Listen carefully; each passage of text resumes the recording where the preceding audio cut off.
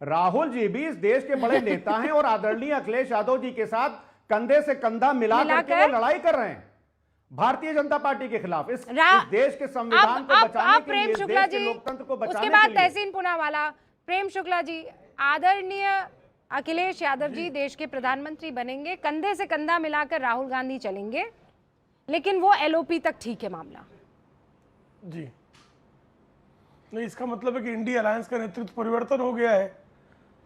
इसका तो साफ संकेत है कि इंडिया अलायंस का नेतृत्व अब श्रीमान राहुल गांधी से छीन कर श्रीमान अखिलेश यादव को सुपुर्द कर दिया गया है। अब श्रीमान अखिलेश यादव के इस नेतृत्व को स्टालिन ने भी स्वीकार लिया है, अखिलेश यादव के इस नेतृत्व को जो है सीपीएम ने भी स्वीकार लिया है, अखिलेश यादव के नेतृत्व को ममता बनर्जी ने भी स्वीकार लिया है, अखिलेश यादव के नेतृत्व को उद्धव बाला साहब ठाकरे ने भी स्वीकार लिया है। सारे लोगों ने अखिलेश यादव को नेतृत्व मान लिया है और बस अखिलेश यादव को मुख्यमंत्री पद की बात, अब उसको मुख्यमंत्री पद के लिए लड़ना ही नहीं है, सीधा प्रधानमंत्री पद की शपथ के लिए उनको तैयारी करनी है लोकसभा चुनाव की। इसका यही संकेत जाता है। और मान लिया इंडिया अलायंस ने कि राहुल गांधी इंडिया अलायंस का नेतृत्व करने में असफल है, विफल है। हाँ, मतलब इनडायरेक्टली तो बोल ही दिया है। तहसीन पूनावाला, मानना चाहिए। हाँ, वक्त की कमी है मेरे पास, मैं क्विक सबसे अब क्लोजिंग रिमार्क जा रही हूँ। हाँ, तहसीन पूनावाला। रूबिका जी, मैं संक्षेप में बोलूंगा।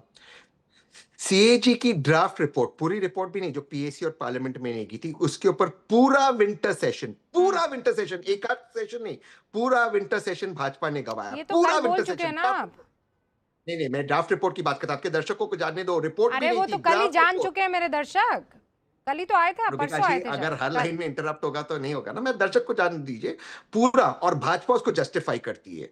एक दूसरी बात, कोई भी प्रधानमंत्री बने 2029 में, आदरणीय नरेंद्र मोदी जी प्रधानमंत्री नहीं बनेंगे। तीसरी बात से मैं अपनी बात समाप्त करता हूं, जब भी विपक्ष का कोई नेता बोलता है, आदरणीय राहुल जी, अखिलेश यादव जी, अभिषेक बैनर्जी, अचानक से स्पीकर उसमें बीच में बोलते हैं, माइक बंद हो जाता है। स्पीकर कहते हैं माइक का कंट्रोल मेरे पास नहीं, लेकिन जब भी ट्रेजरी बेंचेस से बोलते माइक बंद नहीं होता। ये ऐसा कैसा जादू चलता है पार्लियामेंट में? ये जादू हमें भी जानना है कि 145 आप एमपीस को बाहर फेंकते, आप बिल पास करवाते हो जो आज तक भारत के इतिहास में नहीं हुआ। ये हम चाहते हैं कि इससे ज्यादा 22 स्पीकर भारत ने नहीं देखा। हर्षवर्धन जी, देखिए, मैं तो रूबिका जी वहीं खड़ा हूं, सदन बहस के लिए है, डिसरप्शन उसका पार्ट हो सकता है, कितना लंबा हो, कितना बड़ा पार्ट हो सकता है, इस पर बात करिए ना।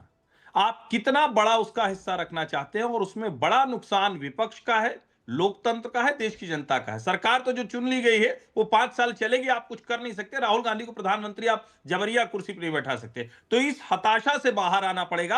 आपको सदन का सही इस्तेमाल करना सीखना हो। कई बार मैं कहता हूं, सत्ता पक्ष तो अपना काम कर ले रहा है, विपक्ष की छवि खराब हो रही है, क्योंकि लगातार राहुल गांधी का व्यवहार, उस पर प्रश्न चिन्ह बड़े खड़े हो रहे हैं। Okay, Arvind ji, last comment sir.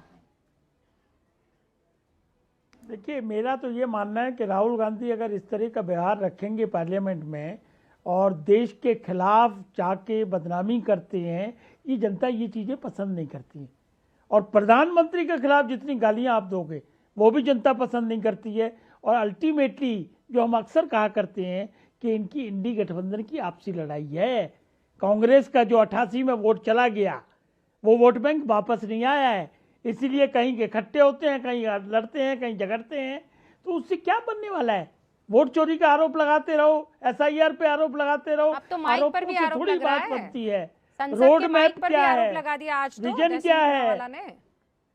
मैं हाँ देखो, अब ये कितनी छोटी बात है कि माइक बता, अरे क्या नेता को माइक से फर्क पड़ रहा है? नेता के पास अगर जान है, नेता के पास मुद्दे हैं, नेता के पास कोई बात है तो वो रखी जाएगी। छोटी छोटी बातों से नहीं चलता। मैं ये कह रही हूँ, ये देश संविधान से चलता है, संसद रूल बुक से चलती है। आप रूल के मुताबिक आइए, कोई माई का लाल आपको रोक नहीं सकता है सर। बगैर रूल के आप जाएंगे, चूंकि I think I am entitled and I can use it, तो फिर तो कदम आपके खिलाफ उठाए जाएंगे और फिर आप ये कहेंगे कि देखिए फासिज्म यहाँ पर चल रहा है।